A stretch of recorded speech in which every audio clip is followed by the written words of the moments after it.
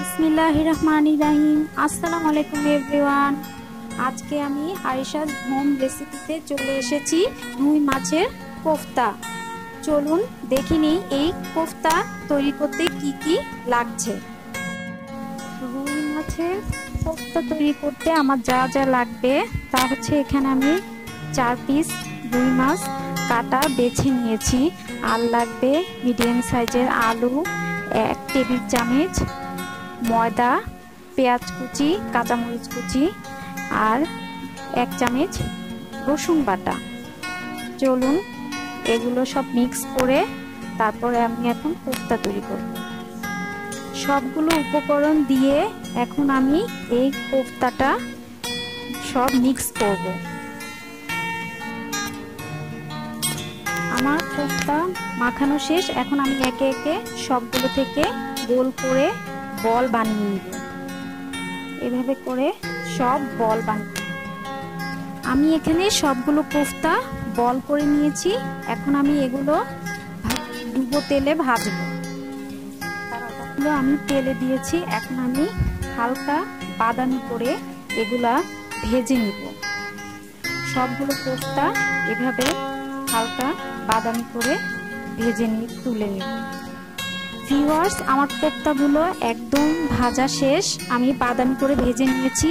এখন আমি চলে যাব এই কোফতাগুলা রান্না করতে। রান্নার জন্য এখানে আমি একটা প্যানে কোফতা ভাজার তেল নিয়েছি। এখন এতে দিয়ে দিব, এখন আমি 1 কাপ পেঁয়াজ বাটা দিয়ে দিব। পেঁয়াজ বাটা দিব, গরম মশলা দিব। এখানে আমি একটা তেজপাতা, একটা দারচিনি, 2 টুকরো এলাচ আর কিছু কিউব করে কেটে রাখা টমেটো, আদা পেস্ট, রসুন পেস্ট নিয়েছি। পেঁয়াজটা একটু ভেজে নেওয়ার পর আমি এখানে একে একে হলুদ গুঁড়া, মরিচ গুঁড়া, টমেটো, গরম মশলা, জিরা গুঁড়া সব দিয়ে দিব। খুব কষিয়ে নিব। যতক্ষণ তেলটা উপরে না আসছে ততক্ষণ আমি এটা কষিয়ে নিব। ভিউয়ার্স, আমার মশলাটা কষানো শেষ। এখন আমি এতে 1 কাপ পানি দিয়ে দিব। পানি দিয়ে এটা ঢেকে রেখে দিব বলক আসা পর্যন্ত। ভিউয়ার্স, আমার পানিতে বলক চলে আসছে। এখন আমি ভেজে রাখা কোফতাগুলো একে একে দিয়ে দিব। কোফতাগুলো দিয়ে একটু নেড়ে দিব। তারপরে আস্ত কাঁচামরিচ দিয়ে দিব।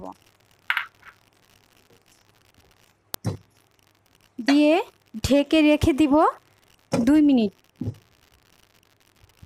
ভিউয়ার্স, আমার কোফতা রেডি। এখন আমি এটা সার্ভ করে আপনাদের কাছে নিয়ে আসছি।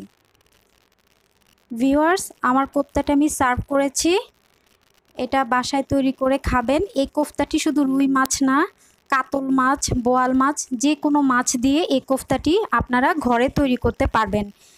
আর অবশ্যই এই কোফতাটি বাসায় তৈরি করে খাবেন। এটা অনেক টেস্টি।